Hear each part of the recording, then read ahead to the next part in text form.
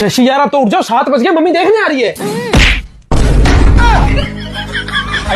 देख लूंगी सबको, एक एक करके सबको देख लूंगी, और खास करके हमारी उस नागिन सास है ना, उसको। सास नहीं है वो हमारे पिछले जन्मों का श्राप है वो, हमारी कुंडली पर बैठा काला नाग है वो। मन तो करता है बुढ़िया को ऐसा कूटूं ना, ऐसा कूटूं ना, ऐसा कूटूं कि सिलबट्टे पर चटनी बना दूं कि जिंदगी भर एक ही बात मुंह से निकले उसके, बहू तो देखी मगर तुमसी ना देखे कहीं। ऐसा सबक सिखाऊंगी ना बुढ़िया को, ऐसा सबक सिखाऊंगी ना कि जिंदगी भर तक याद रखेगी। हाय, तब जाके सुकून मिलेगा मुझे। No no no.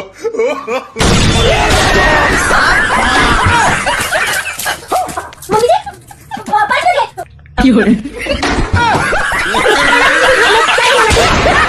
बहू, इस घर की बातें अपने माँ बाप को मत बताया कर। ठीक है माँ जी, पर माँ जी पता नहीं आपके रिश्तेदारों को मेरे बारे में कैसे पता चल जाता है।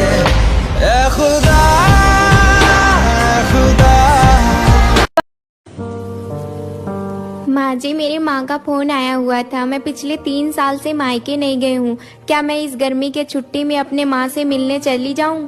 फिर शुरू हो गई मायके मायके। क्या तेरा यहाँ घर परिवार नहीं है?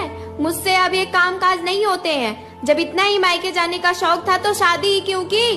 पड़ी रही थी वहीं। माँ प्रणाम। अरे हिमाक्षी बेटा, दीदी ये लीजिए पानी।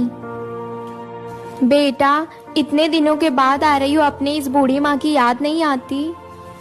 क्या करूँ माँ, मेरी सास आने नहीं देती है, कहती है कि घर का सारा काम कौन करेगा। ये बहू के आने के बाद सास लोग को पता नहीं क्या हो जाता। अरे 10 दिन काम काज देख लेंगे तो उनके हाथ पैर नहीं टूट जाएंगे। माँ एक बात बताओ, भाभी को भी तो मायके गए काफी दिन हो गए, उनका भी तो मन करता होगा अपनी माँ से मिलने के लिए, फिर उन्हें क्यों नहीं जाने देती हो? एक सास की नजर से नहीं बल्कि एक माँ की नजर से देखो, वो भी तो मेरी तरह। अंजलि। जी मम्मी जी। बेटा, आज से इस घर की पूरी जिम्मेदारी तुम्हारी, और मुझे पूरा भरोसा है कि तुम इस घर को बहुत अच्छे से संभाल लोगी। हाँ मम्मी जी, जरूर। मैं आपके भरोसे को टूटने नहीं दूंगी। अरे बेबी क्या टूटा? अरे तुम्हारी माँ का भरोसा। मैं गाली नहीं दे सकता, गाली नहीं देना। फैमिली। बहू, कल मेरी बेटी की नंद की सगाई है, तुझे यही साड़ी पहन के चलना है उसके ससुराल। माँ जी, मेरे पास तो बहुत सारी साड़ी है ना, मैं उनमें से कोई पहन लूंगी ना। पर माँ जी, ये साड़ी बहुत भारी है, ये मैं नहीं संभाल पाऊंगी। मैं एक काम करती हूँ, मेरे पास जो साड़ी है मैं वही पहन लेती हूँ, इसे आप रख लीजिए। हाँ, मुझे पता है कि तेरे पास 200 रुपए वाली बहुत सारी साड़ियाँ हैं, लेकिन तू वो सब नहीं पहन कर जाएगी। जितना बोल रही हूँ उतना सुन, यही साड़ी पहन कर जाएगी हमारे साथ। बहू, तू क्या चाहती है? तू वही अपनी सस्ती से 200 रुपए वाली साड़ी पहनकर मेरी बेटी के ससुराल जाएगी और वहाँ हम लोग की बेइज्जती करवाएगी? नहीं, तू यही पहन कर आएगी। समझ में आई बात? माँ जी, अगर मेरे आने से दीदी के ससुराल वालों के सामने आप लोगों की बेइज्जती होगी तो फिर मैं आप लोगों के साथ नहीं आऊंगी। हाँ, तो यही बेहतर होगा कि तू वहाँ हम लोगों के साथ मेरी बेटी के ससुराल नहीं है, वरना लोग ताने मारेंगे कि इसकी बहू तो 200 रुपए वाली सस्ती साड़ी पहन कर आ गई। माँ जी, मैं गरीब भले हूँ, पर उसका ये मतलब तो नहीं है कि आप लोग हमेशा मेरी बेइज्जती करते रहे। क्या गरीब होना पाप है? आप लोग इस बात से सहमत है तो कमेंट करके जरूर बताएं।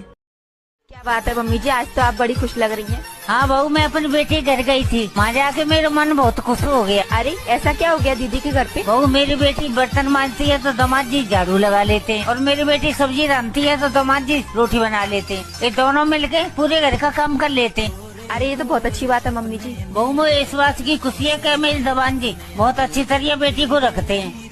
बेटा, मुझे बहुत जोर की भूख लगी है, तू ऐसा कर जल्दी से ना खाना बना कर लिया। ठीक है मम्मी जी, आप आराम कीजिए, मैं आपके लिए भी खाना बना के लेके आती हूँ।